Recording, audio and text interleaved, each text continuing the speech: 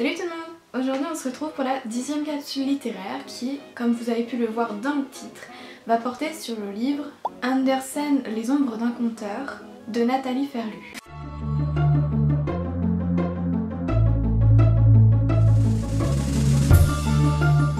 C'est donc une bande dessinée qui va avoir à cœur de traiter la biographie du célèbre conteur Andersen.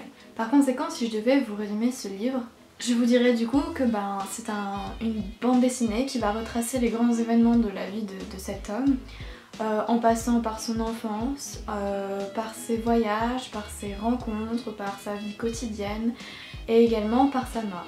On nous présente du coup un Andersen qui est plutôt torturé, qui est poursuivi par des ombres, d'où le titre. Et ces ombres souhaitent le faire plonger tandis que lui évolue un peu dans un univers merveilleux. Il est habité par des amours sans lendemain, il est habité par le souvenir de son grand-père qui était un peu fou et qui lui aurait passé un peu cette folie. Et c'est toujours à travers ses contes qu'il va parler de lui-même, qu'il va parler de son décalage par rapport au reste de la société, de son incapacité à nouer vraiment des relations physiques. Et du coup je vais me stopper là parce que vraiment c'est une très belle bande dessinée et les dessins sont très beaux, un peu particuliers mais qui renvoient quand même un peu cette idée de torture de l'esprit du conteur.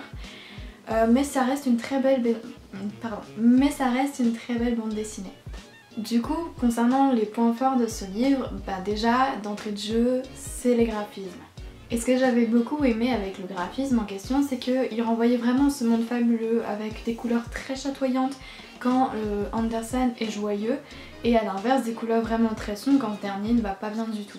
Et en elle-même également, je pense que la démarche de retranscrire en images la vie de ce conteur reste quand même une très belle idée.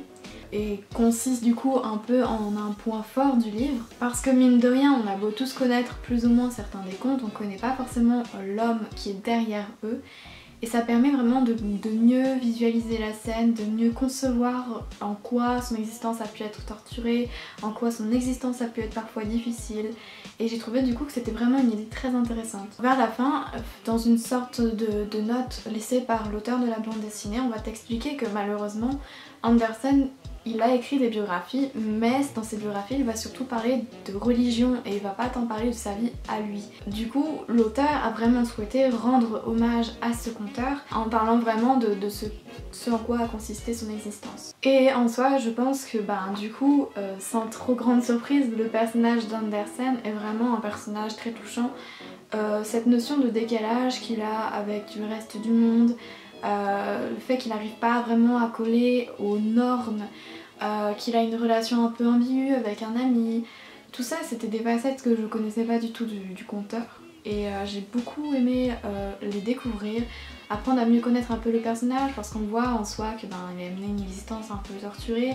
On se demande s'il a jamais vraiment été heureux parce que finalement il était un peu dans sa bulle, dans son monde et vraiment ce questionnement un peu de savoir s'il a été heureux, on le retrouve tout au long du livre et j'ai trouvé ça très intéressant en soi et très pertinent parce que ça fait un peu repenser à l'image de l'artiste maudit, de l'artiste qui est jamais heureux dans sa vie et du coup ça questionne vraiment un peu également ce mythe là par le biais de Andersen. Du coup je vais me stopper là parce que je pense avoir fait un peu le tour de cette bande dessinée. Comme majoritairement elle est constituée de dessins et de dialogues, je peux pas trop vous en dire, voilà. Si ce n'est vous encourager vivement à vous lancer parce que c'est une très belle bande dessinée. Vraiment j'insiste mais les dessins ils sont très beaux et ils sont très fidèles un peu à l'univers d'Andersen.